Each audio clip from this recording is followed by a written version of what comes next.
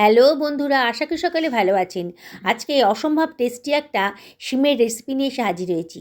শীতকালে যদি এই রেসিপিটা একবার না খান না, তাহলে কিন্তু সারা বছর আফসোস করতে হবে। বানানোটা একেবারেই সোজা। আপনারা শেষ পর্যন্ত ভিডিওটা দেখুন, ভীষণই ভালো লাগবে। খুব সিম্পল ওয়েতে এটা বানিয়েছি, আর টেস্ট কিন্তু একেবারে দুর্দান্ত। চলুন তাহলে কথা না বাড়িয়ে বানিয়ে ফেলি। আমি এখানে 500 মতো শিম নিয়ে নিয়েছি। শিমটা জলে ধুয়ে ভালো করে পরিষ্কার করে নিয়েছি। খুব ভালো করে ধুয়ে নিতে হবে।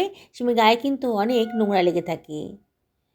আর শিমের ওপরের দিকের অংশটা নিচের দিকের অংশটা একটু ছাড়িয়ে নিচ্ছি। এইভাবে করলে পরে যে সুতোর মতো অংশটা থাকে সেটা কিন্তু বেরিয়ে যাবে। শিমটা আজকে গোটা গোটাই রান্না করব, সেজন্য আর আমি মাঝখান দিয়ে আর কাটছি না। আর শিমটা একটু চেক করে নিতে হবে ভেতরে কোনো পোকা টোকা আছে কি না। এভাবে কাটবেন আর একটু চেক করে দেখে নেবেন।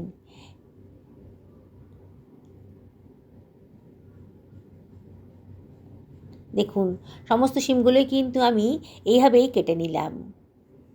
এবার অন্য একটা পাত্রে সরিয়ে রাখছি। আমি এখানে দুখানা পেঁয়াজ নিয়ে নিয়েছি মাঝারি সাইজের। পেঁয়াজের খোসাটা কেটে বাদ দিয়ে দেব। আর পেঁয়াজের ওপরের অংশ থেকে আমি একটুখানি কাট লাগিয়ে দিচ্ছি। দেখুন কীভাবে করছি।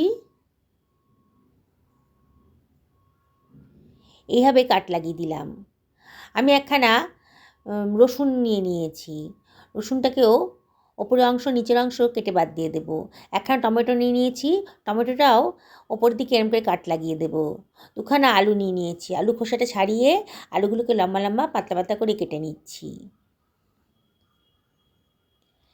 একটা কড়াইতে জল গরম বসিয়ে দিয়েছি। 1 বাটি মতো জল দিয়েছি আর হাফ টেবিল চামচ মতো লবণ দিয়ে দিলাম। লবণটা জলের সাথে ভালো করে মিশিয়ে নিচ্ছি।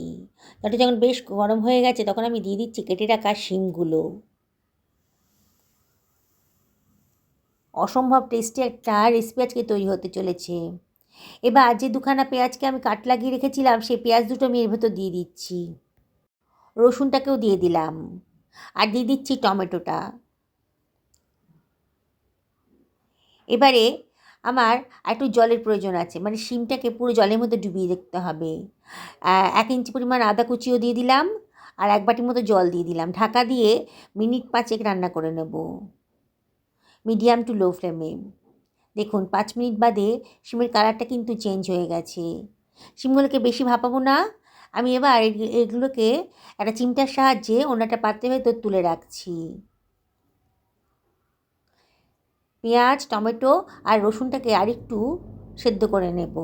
ঢাকা দিয়ে আরও 2-3 মিনিট আমি রান্না করে নেব। দেখুন মিনিট 2 বাদে দেখেই মনে হচ্ছে পেঁয়াজ, রসুন, টমেটোটা একেবারে নরম হয়ে গেছে। একটা ছাঁকনির সাহায্যে তুলে রাখছি। আমি কিন্তু জলটা ফেলে দেবো না, রান্নার কাজেই ব্যবহার করে নেব। আপনারাও ফেলবেন না, যথেষ্ট পুষ্টিগুণ আছে জলটার ভেতরে। কড়াইটাকে গরম করে নিয়েছি আর 1 টেবিল চামচ মতো সর্ষের তেল দিয়ে দিয়েছি। তেলটাকে ভালো করে গরম করে নিয়েছি। এইবার আমি যে আলুগুলো কেটে রেখেছিলাম, আমি আলুটাকে একটু জলে ভাপিয়ে রেখেছিলাম। তা আলুর ভেতর অনেক স্টার্চ থাকে তো, ভাপিয়ে রান্না করলে পরে স্টার্চের পরিমাণটা কমে যায়। এবার দিয়ে দিলাম হাফ টেবিল চামচ মতো লবণ আর 1/4 টেবিল চামচ মতো হলুদের গুঁড়ো দিয়ে এই আলুটাকে একটু ভাজা ভাজা মতো করে নেব। একটু ভাপিয়ে তারপরে যদি ভেজে রান্না করেন তাহলে কিন্তু দারুণ সুন্দর টেস্টি রেসিপি তৈরি হয়ে যাবে। ঢাকা দিয়ে দিলাম 2-3 মিনিটের জন্যে। ভাপিয়ে রাখা পেঁয়াজ, টমেটো, রসুনটা কিন্তু ঠান্ডা হয়ে গেছে। টমেটোর খোসাটা বাদ দিয়ে দেব। রসুনটাকেও খোসা থেকে ছাড়িয়ে নেব। একটু চাপ দিলেই কিন্তু রসুনের কোয়াগুলো ছাড়ানো হয়ে যাবে। আদাটাকে একটু কুচি কুচি করে কেটে নিচ্ছি। এবার এটাকে মিক্সার গ্রাইন্ডারের ভেতর দিয়ে দিলাম। জল ছাড়াই এটাকে গ্রাইন্ড করে নিচ্ছি। দেখুন কত সুন্দর একটা স্মুথ পেস্ট তৈরি হয়ে গেছে। আমার 2-3 মিনিট হয়ে গেছে, আলুটা ভাজতে দিয়েছিলাম। দেখুন আলুর কালারটা কিন্তু চেঞ্জ হয়ে গেছে। এবারে আমি এর ভেতরে দিয়ে দিচ্ছি ভাপিয়ে রাখা শিমটা। সব কিছু একসঙ্গে ভালো করে মিশিয়ে নিচ্ছি। আবার শিমটাকেও একটু ভাজা ভাজা মতো করে নেব আলুর সাথে। মিনিটখানেক একটু নাড়াচাড়া করতে হবে। তারপরে আমি সবগুলোকে অন্য একটা পাত্রের ভেতর তুলে রাখছি। আমি কড়াইটাকে পরিষ্কার করে নিয়েছি, নিয়ে আবারও গরম করে নিয়েছি। এবার আমি এর ভেতর দিয়ে দিচ্ছি 2 টেবিল চামচ মতো সর্ষের তেল। তেলটাকে ভালো করে গরম করে নেব। তারপর দিয়ে দেবো 1/2 টেবিল চামচ মতো গোটা জিরে। আর মশলার যে পেস্টটা বানিয়ে রেখেছিলাম সেটাও দিয়ে দিলাম। গ্রাইন্ডারটা ধুয়ে অল্প জলও দিয়ে দিলাম। এবারে সব কিছু খুব ভালো করে মিশিয়ে নেব। গ্যাসের ফ্লেমটা মিডিয়াম টু হাইতে রেখেছি, আর অনবরত কিন্তু নাড়তে হবে। দেখুন আস্তে আস্তে কিন্তু মশলার কালারটা চেঞ্জ হয়ে যাচ্ছে। এবার এর ভেতর দিয়ে দিলাম 1/4 টেবিল চামচ মতো হলুদের গুঁড়ো, 1/2 টেবিল চামচ ধনের গুঁড়ো, 1/4 টেবিল চামচ মতো জিরের গুঁড়ো, আর 1/2 টেবিল চামচ মতো লঙ্কার গুঁড়ো। লঙ্কাটা অবশ্যই নিজেদের পছন্দের মতো দেবেন। আর দিয়ে দিচ্ছি 1/2 টেবিল চামচ মতো লবণ। দিয়ে সব কিছু আবারও ভালো করে মিশিয়ে নিচ্ছি। অনবরত কিন্তু নাড়তে হবে। মশলাটা খুব ভালো করে কষিয়ে নিতে হবে। এবার একটু কালার আনার জন্যে রান্নাতে আমি দিয়ে দিলাম 1/2 টেবিল চামচ মতো কাশ্মীরি লঙ্কার গুঁড়ো। দেখতে সুন্দর লাগবে। পছন্দ না হলে বাদ দেবেন। আবারও সব কিছু ভালো করে মিশিয়ে নিলাম। সবজি ভাপানোর যে জলটা ছিল তার থেকে 2 টেবিল চামচ মতো জল আমি ভেতরে দিয়ে দিলাম। দিয়ে আবারও সব কিছু ভালো করে মিশিয়ে নিচ্ছি। দেখুন খুব ভালো করে মেশানো হয়ে গেছে। এবার আমি 2 টেবিল চামচ মতো টক দই ফেটিয়ে রেখেছিলাম দিয়ে দিলাম।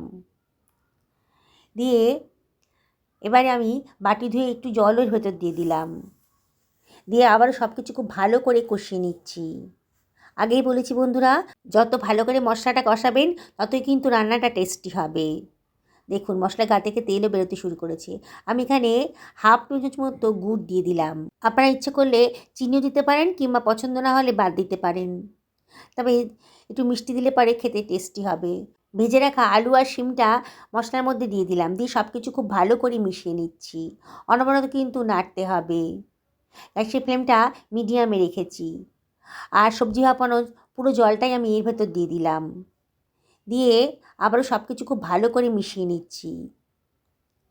দেখুন বন্ধুরা, কত অল্প সময়ের ভেতর দারুণ স্বাদের শিমের একটা রেসিপি আজকে তৈরি হয়ে গেল। এবার এটাকে ঢাকা দিয়ে মিনিট 2-3 রান্না করে নেব। 2-3 মিনিট বাদে দেখুন, একটু চেক করে দেখতে হবে শিমটা সেদ্ধ হয়েছে কি না। একটু ভাপানোই তো ছিল, আলুটাও বেশ নরম হয়ে গেছে, শিমটাও নরম হয়ে গেছে, কিন্তু একেবারে গলে যায়নি। এবার এর ভেতরে দিয়ে দিচ্ছি বেশ খানিকটা ধনেপাতা কুচি। সুন্দর একটা টেস্ট আসবে। হাতে ডলে একটুখানি কসুরি মেথি ওর ভেতর দিয়ে দিলাম। দিয়ে আবারও সব কিছু খুব ভালো করে মিশিয়ে নিচ্ছি। বন্ধুরা, গরম ভাতই বলুন কিংবা রুটিই বলুন, দারুণ টেস্টি একটা রেসিপি কিন্তু একেবারে রেডি। ঢাকা দিয়ে মিনিট 2-3 লো ফ্লেমে রান্না করে নেব। দেখুন বন্ধুরা, কত সুন্দর দেখতে হয়েছে। আজকের রেসিপিটা একটু মাখো মাখো হলেই খেতে ভালো লাগবে। যেসব বন্ধুরা আমার রেসিপিটা দেখছেন অথচ এখনও আমাকে সাবস্ক্রাইব করেননি, তাদেরকে আমি রিকোয়েস্ট করবো আমার চ্যানেলটা সাবস্ক্রাইব করার জন্যে। পাশে থাকা বেল আইকনটা অবশ্যই ক্লিক করে দেবেন, তাহলে আমার রান্নার নোটিফিকেশানটা আপনারা চটজলদি পেয়ে যাবেন। আর যেসব বন্ধুরা ফেসবুক থেকে দেখছেন তাদেরকে আমি রিকোয়েস্ট করবো পেজটা ফলো করার জন্যে। পুরনো বন্ধুদেরকে অনেক ধন্যবাদ, তাদের সাপোর্টের জন্য এত দূর আসতে পেরেছি। দেখুন আমি একটা সার্ভিং প্লেট এগুলোকে সার্ভ করে দিচ্ছি। কতটা সুন্দর দেখতে লাগছে, কি কতটা লোভনীয় হয়েছে না? তাহলে অবশ্যই একদিন বাড়িতে বানিয়ে ফেলুন, সবাইকে খাওয়ান, নিজেও খান। দেখবেন সবাই দারুণ খুশি হয়ে যাবে রেসিপিটা খেয়ে। সকলে ভালো থাকুন এই কামনা করি ভিডিওটা এখানে শেষ করলাম। নমস্কার।